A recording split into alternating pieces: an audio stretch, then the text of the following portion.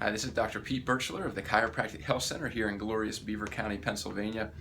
Today I'm going to address the topic of autoimmune conditions or autoimmune illness, which is a very rampant issue in our society, as are many different types of conditions, increasing dramatically and exponentially in recent years. This is one of them.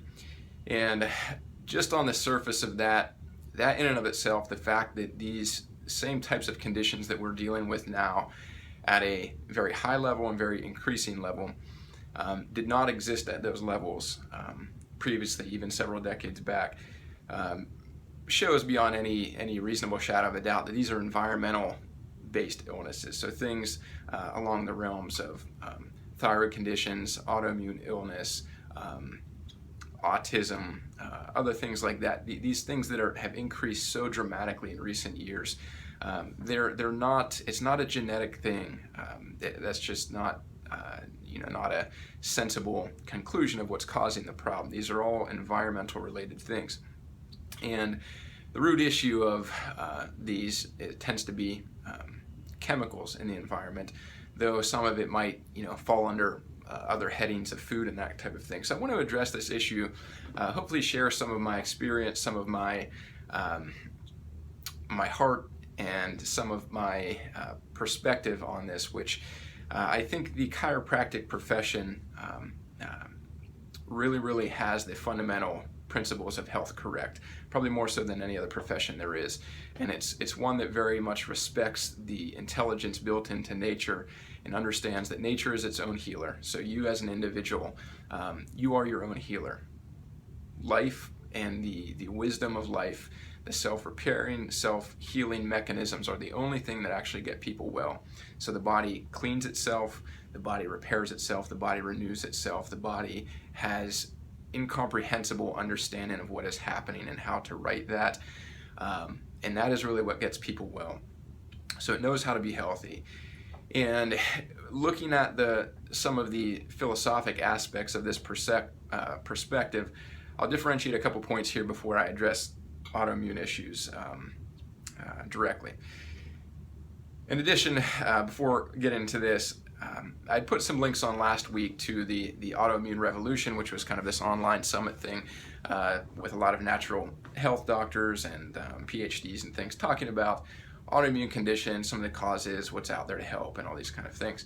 And I know some of you probably watched some of that. I hope it was good. I only had time to watch a couple things myself, and they're good. But even watching these things, coming from the perspective that I have, even listening to some of the natural health people can be kind of frustrating for me, because we're trained up in our society. We have what's philosophically called a mechanistic reductionist philosophy. That's what the education system trains in, and that's really the predominant perspective that the medical world and the whole treatment world come from. And even as a natural health professional, as a natural health professional, and even as a chiropractor, you then have accrediting agencies and education boards and things like that are under the umbrella of government and kind of the status quo of scientism, which is essentially this faith in science to solve our problems, and largely not that science is bad, but it's largely couples with a mechanistic view of the world, a non-vitalistic thing. And certainly the scientific process as it occurs in our society is a reductionist process, meaning you're looking at smaller and smaller and smaller and smaller parts down in the little molecules or the genes or whatever, to try to understand creation, to try and understand health and illness, instead of backing up and looking and saying, oh, I have a broader perspective. I can see the whole thing in its place, in the creation, in the universe, and understand then more of the totality and the context of health and illness, and how to get people better, understand what causes disease without knowing anything about this reductionist stuff, because all of that stuff happens internal to the body. It's controlled and responded to on an automatic, intelligent level by the body. It's not something that we have any control over. So the only thing that we have any control over to change these things is something external to us in the environment, and then in our behaviors. Behaviors obviously being driven by our beliefs and by our understanding of things. So that's the perspective I come from. Is not really this reductionist mechanistic perspective, but from a holistic, vitalistic perspective. So we look at the whole of nature, we look at the whole of creation, we look at a whole human being and what it takes to create a healthy human being, how a person should live basically to be well, and if you're not well, how a person should live in order to get well. Understanding that the body is intelligent and it's always trying to repair itself. And this is something that is so, it's so self-evident, yet so diametrically opposed to what the drug industry and the materialist philosophy out there, mechanistic philosophy, teaches us. So if we had to embody the idea that society and the pharmaceutical industry and these things kind of teach us, it's essentially that your body is a machine, albeit a very complicated machine, that is just a machine, and as machines do, they break down and they make mistakes and that kind of thing. And so the perspective here is that, you know, you have the body as this dumb, you know, machine, foolish thing, makes a lot of mistakes, and then above that somewhere is the smart doctor or the scientist that really is like the mechanic that works on the machine and goes in there and figures out what's wrong, and then comes in to save the day and replaces parts or cuts stuff out or puts new fluids in or something like that. So there's this perspective that somehow the conscious mind of some doctor or group of individuals takes precedence or has more understanding than the internal wisdom of nature that in some way must have created us and sustains us through all these years. So chiropractic as a profession has always recognized that internal wisdom is really the more profound wisdom, and it is the thing that heals us. So we, in our educated minds and our understandings and our attempt to see things and reduce it to parts and systems and things like that, are at a lower order of understanding, and basically they are just a fool's best attempt at trying to understand something that is so complex and beyond our understanding.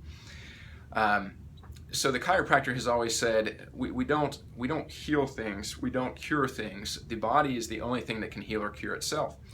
So you try to give any medicine, do any surgery, or give any adjustment to a dead human being where the presence of life has left them, and they don't do any good. So the matter itself has no capability of repairing. You have no capability of getting well without life. So that is the healer, that is the doctor within that really knows all. It knows perfectly what's going on. Now, it may be overwhelmed with what is happening from the environment, and that may at some point become incompatible with health or life even at times, but in and of itself, that is the only thing that knows how to heal itself. So as a human being or as a doctor, the question really becomes, what is happening to the body from the environment that is causing it to be ill, or what is happening to the material structure of the body, because that is the one thing that any doctor, certainly chiropractors, work directly with, is the physical structure of the body, to be able to have an impact that allows communication through the matter of the body to occur effectively for the body to work its own miracles. And that's really all any doctor can do, whether they're working with the matter through chemistry, whether they're working with the matter through surgery, whether they're working it in a natural perspective through adjustments or whatever type of natural mechanisms, acupuncture, massage, all these kind of things. So that's the context I come from, is that what we really need to do is not look inside the body and assume that it's making mistakes, and in autoimmune conditions assume that it's attacking itself and it's somehow doing this stupid thing and trying to destroy itself, because that's really insanity in perspective of nature. The only thing that nature ever tries to do is to keep itself alive, to reproduce itself and sustain itself, and it does that with a wisdom and a perfection beyond our understanding. And if you can just get that right from the outset, that your body, even if you watching this have an autoimmune condition or you know somebody that does, The body's not making a mistake. Yet that's the impression that is left by this allopathic view of autoimmune conditions. And even in the name itself, autoimmune is one of these misnomers. I think it may, at some level it may be a newspeak kind of thing where you call something that's actually the opposite thing. You want people to believe it's something else, and so you call it that, and they believe it. So in autoimmune, the name suggests that there's this immune response to self, that the body is attacking itself. And yet this is totally contrary to nature on any level that we can understand, and you don't have to really know any science to understand that. You can simply observe nature and understand that it's this self-sustaining, self-healing, self-reproducing system that tries to stay alive. So the body doesn't attack itself, it doesn't destroy itself. All right. And we also, so what I'm saying here is that name autoimmune is a misnomer, and in the same way that we live in a society and we have this thing called healthcare. But healthcare is actually a misnomer too, because it really doesn't have anything to do with caring for people's health. It has to do with disease treatment and sick treatment. So it may be more accurately called sick care or disease treatment. It's not healthcare, and yet we call it healthcare as a misnomer, so people believe it has something to do with their health, and then it leads to this state of confusion and horrendous declining health and chronic disease like we have in our society. So we want to get some of these things straight, that your body is programmed for health. It is not programmed for disease. At some point, life will end. We all understand that, but it's not programmed to be diseased all along the way and then end. The body is programmed to maintain itself in a state of health from birth to death, until the point at which there is no time left in our cell's ability to reproduce and that kind of thing. So you out there, even if you have a disease, your body is not doing something wrong. Your conscious mind may be making wrong choices that are not suitable for health, and certainly the environment and things being done to us and put into the world that we get into us are not correct, and they're affecting you. But your body is not doing something wrong. And along that note, the treatment that then comes down from that, this idea that, well, your body's making a mistake, it's doing something wrong, so we're going to come in from the outside and suppress its wrong response, it is never going to work. So the immunosuppressive type of approach to autoimmune illness will never work. It doesn't address any actual causative factor of illness.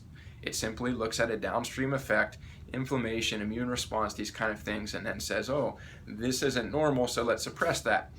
But the body is intelligently doing that. So if there is an immune response, the body is intelligent, it only ever acts intelligently. It is responding in an intelligent fashion, and yet we see the collateral damage to that or the response to that. In our limited perspective, we think, well, somehow that's the problem. Same thing that happens with cholesterol out there is, sure, there's a correlation between people that have high cholesterol and illness, but cholesterol is not the cause of illness. You have cholesterol problems because of lifestyle factors, and your body produces its own cholesterol, and it does so intelligently in response to the environment and stress and the hormonal response to our perceptions and all these kind of things. And yet the pharmaceutical industry comes in and understands that if it draws a correlation between two things, that we're gullible enough, and there's been this whole programming of us that we will accept correlation as causation, when in fact they are, in many times, not even close to the same thing. They're both effects of a different cause, right? So we want to do, from a natural perspective, is to actually address causative factors. And the cool thing is that you don't have to necessarily have any scientific degree. You don't have to have this reductionist thing. You don't have to see inside a body. You really have to understand what is natural, what is correct for life, and then be able to kind of look at what's happening in our world and see the obvious things first and foremost that are not compatible with that. And then the academic side comes in more in toxicology of understanding things you might not be able to see.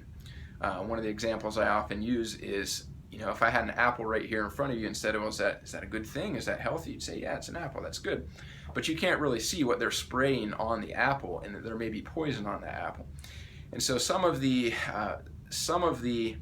unfortunate side of getting well in today's society is that we have various poisons and things happening that we can't really see.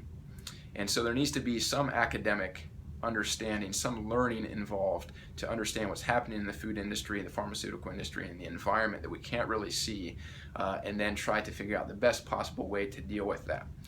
Even if you couldn't deal with that and you could just deal with all the stuff that is out there that you already know what's going on, that you already can see, but somehow we've been brainwashed or programmed to think that that's normal in today's society. If you could just kind of unlearn that stuff, that'll kind of lead you down the right path to getting well. So I know this is taking a lot of time, but it's so fundamental that if you don't get that perspective right, my experience is if you have a significant illness, a serious illness, an autoimmune condition, is you'll never actually get well, because you're still stuck in this treatment wheel and that kind of thing.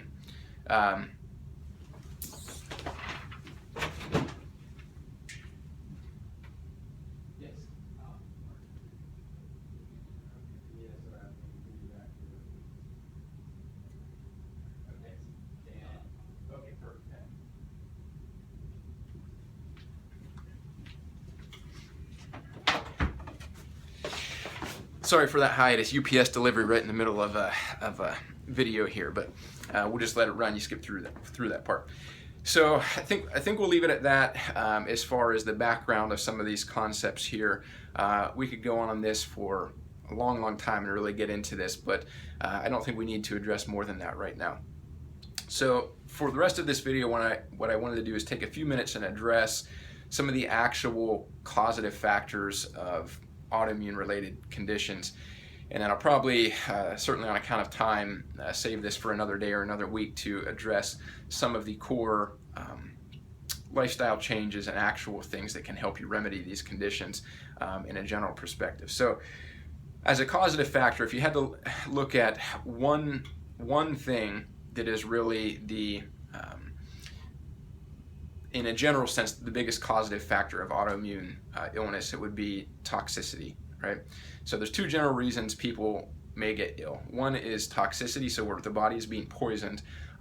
In our environment, that's obviously due to synthetic chemicals, due to heavy metals, things that may be found in nature, but they're not things that should ever be getting into the body in the capacity they are, via industry, via vaccines, via drugs, and those kind of things. So, and then there's things that are, all different kinds of chemicals that we're exposed to, from cosmetics to industrial things. Something like, I read something like 90,000 registered synthetic chemicals in the US. So there are many environmental chemicals out there which have never existed in nature. They're incongruent. The body does not have specific detoxification mechanisms for these, and so they get into the body. And then what you call an autoimmune response is not actually the body just doing mayhem on itself and attacking itself because it's stupid and doesn't know what's going on and is trying to kill me. That's not what's happening there. Your body is responding to things that are in the body. So in this case, you have chemicals come into the body, something like mercury, and that gets into the physical tissues of the body, into cells or onto cells or into the interstitial spaces between cells. And it's at a place where, let's say, mercury attaches to some protein on the external part of a cell, and the immune system intelligently recognizes that that is not a natural thing. That toxin should not be there. This is not part of self, and it's not even part of nature. It is a foreign thing, and so the body then kicks the immune system in to destroy that tissue.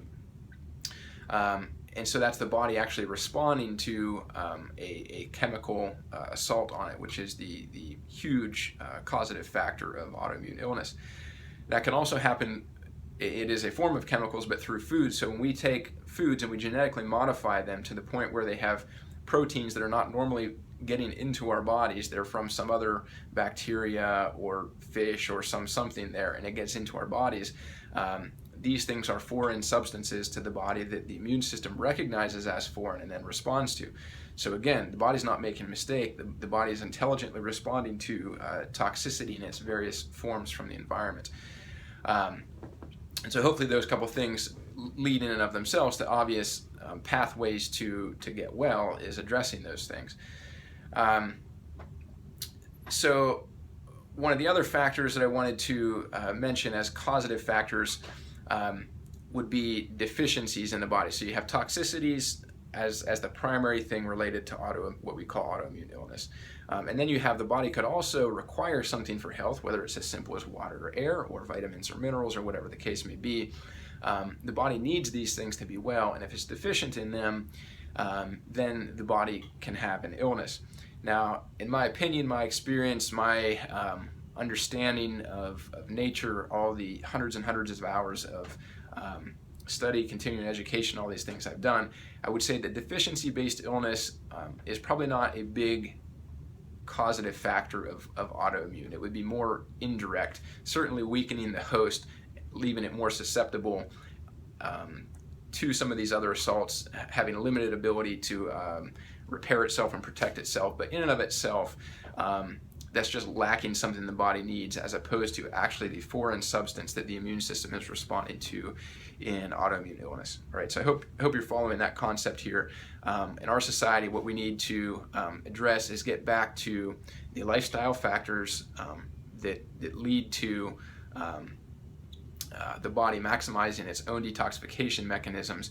And then certainly, we'll get into this more in the next video, is you have to stop poisoning the body, stop putting toxins into the body. So you have to remove the source of these things in order to get well. Now, the last factor I want to address here, as far as causative factors of autoimmune illness, this may kind of fall under the other two categories of toxicity and deficiency, but I don't know, it might be its own thing. And this would be, I guess, infection or trauma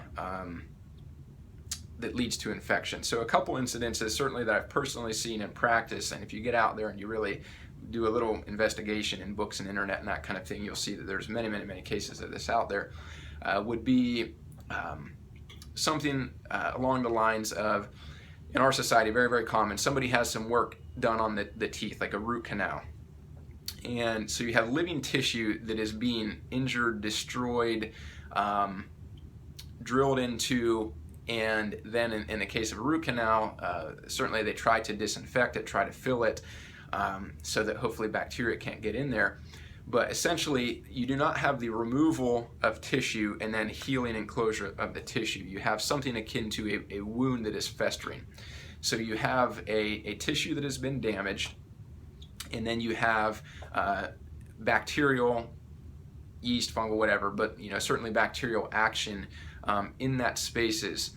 And there's been enough in the science on this stuff to understand that the result of that infectious process of that bacteria breaking down this tissue leads to chemicals produced by the bacteria and things that then are actually what gets flagged as a foreign response. And so the immune response is not making a mistake to the body. The immune response is, again, the body responding to this infectious process, which sometimes can spread systemically through the blood or the lymph and get to other tissues, and then you have kind of these widespread effects on tissues. But all the root source is this, this unnatural, this infectious process, this injured tissue that is not taken care of.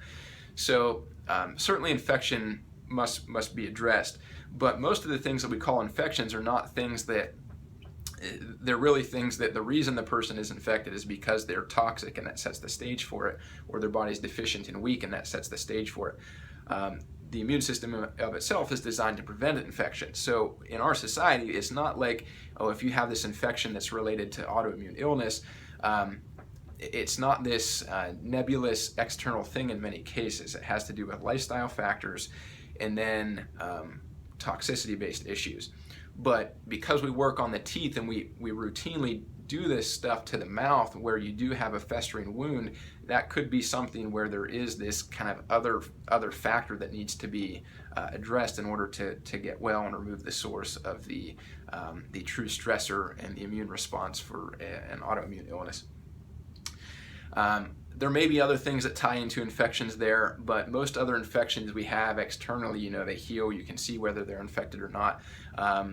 But maybe there's things that happen through surgeries or other things where stuff gets introduced into the body, and there is some infection of sort that we don't really recognize externally. The thing that I've seen most, and is certainly out there in the science and the literature and the correlation between these things is the dental aspect of it, tooth infections leading to autoimmune illness and that kind of thing.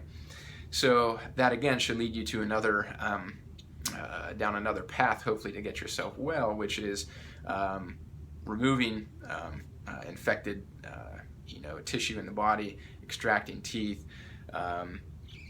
removing fillings, other chemicals and things like that that are involved in this. So that should give you some background context of some of the key factors at play in autoimmune illness. If you want to get into the science of it, one of the other factors is the immune system is designed to recognize self, and things that are inside cells, even though they may be self, are typically not into the blood and into the lymphatic system where the immune cells will see them. So whenever you have tissue damage via trauma, lysine, poisoning, stuff that is not through a natural mechanism where the cell is essentially recognized as defective, it sends a signal out externally that the immune system responds to and just kind of disassembles that thing in a controlled fashion.